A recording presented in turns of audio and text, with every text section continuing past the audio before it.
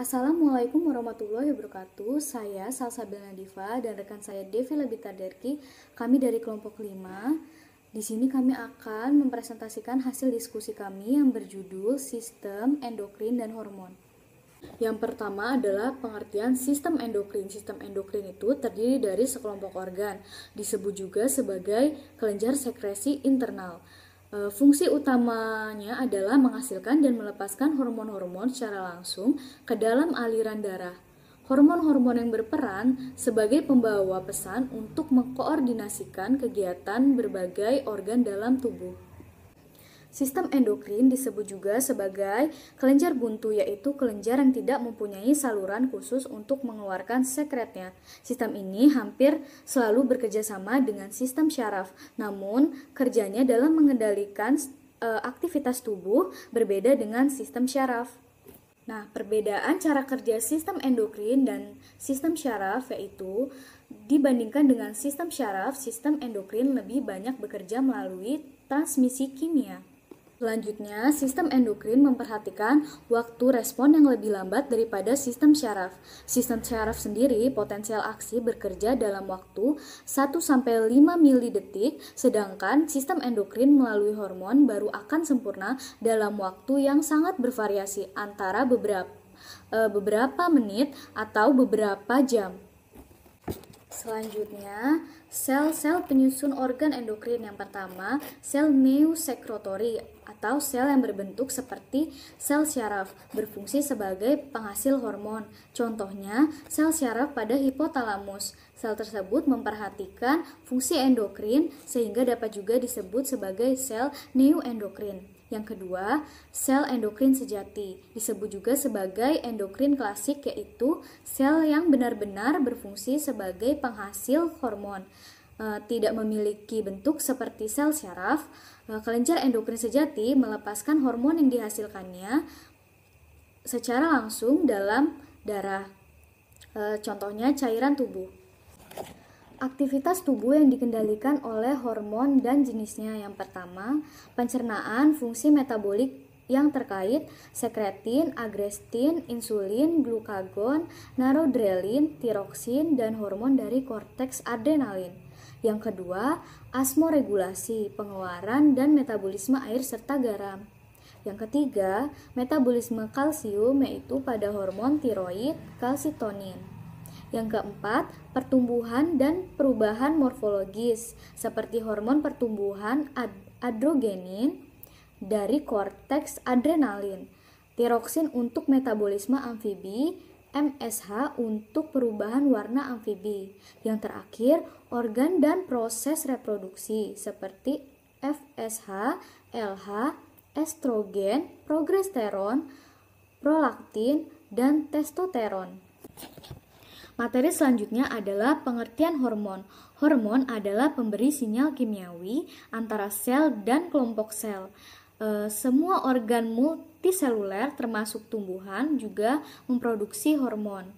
Hormon beredar di siklus darah dan fluida sel untuk mencari target.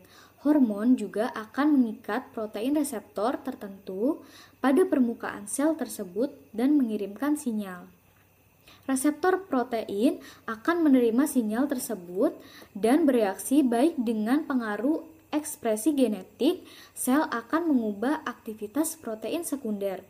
Pada hewan, hormon yang paling dikenal adalah hormon yang diproduksi oleh kelenjar endokrin vertebrata. Selanjutnya, materi akan disampaikan oleh Devi Labitaderki. Di sini saya Devi Labitaderki akan melanjutkan materinya. Dari struktur kimia, maka hormon dapat dikategorikan sebagai berikut. Yang pertama, protein, kedua peptida, yang ketiga asam amino, yang keempat steroid, dan yang kelima asam lemak. Berdasarkan klarifikasi ini, hormon-hormon dapat dikelompokkan sebagai berikut. Yang pertama, hormon perkembangan atau development hormone. Hormon ini memegang peranan di dalam perkembangan dan pertumbuhan, serta peranan dalam biologi produksi. Yang kedua, hormon metabolisme atau metabolic hormone. Konversi atau proses homeostasis gula atau glukosa dalam tubuh diatur oleh beragam hormon, di antaranya glukokortikoid, glukagon, dan kateholamin. Dan yang ketiga, hormon trofik atau trophic hormone. Di dalam proses evaluasi dan perkembangan spesies sampai mencapai peringkat vertebrata, terbentuklah suatu struktur dari organ tubuh yang mempunyai peranan yang khusus. Sifat kimia hormon vertebrata. Terdapat banyak jenis hormon vertebrata dengan banyak pola aksi, tetapi berdasarkan struktur dan sifat kimianya, hormon-hormon vertebrata dapat dikelompokkan menjadi 3, yaitu hormon steroid, hormon peptida, dan protein. Hormon yang berasal dari tirosid, strukturnya dan sifat kimia hormon menentukan pola aksi hormon terdapat sel sasaran.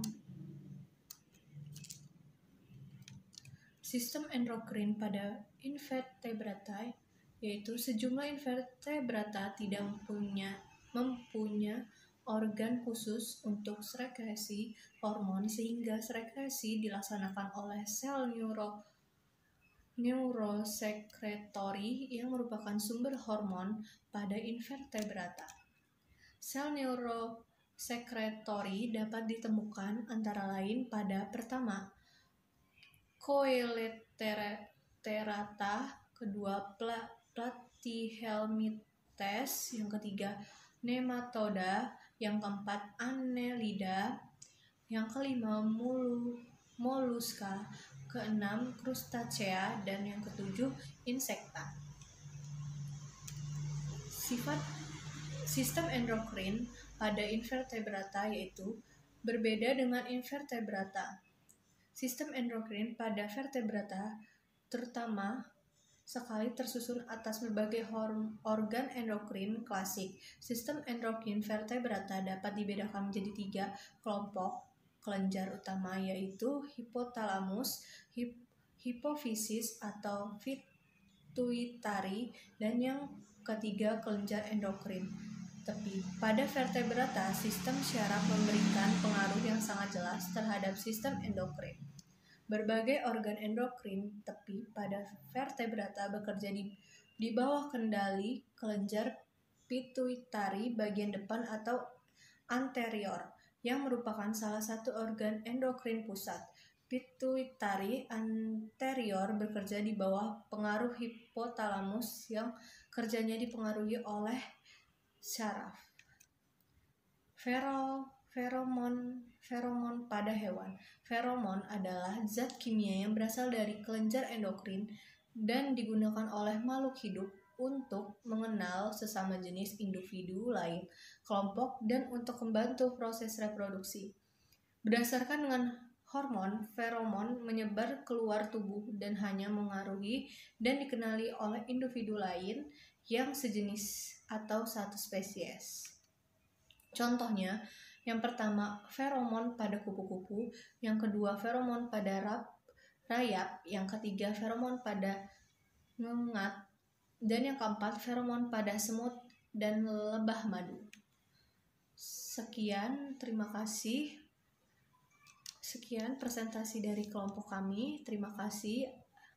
Saya akhiri. Wassalamualaikum warahmatullahi wabarakatuh.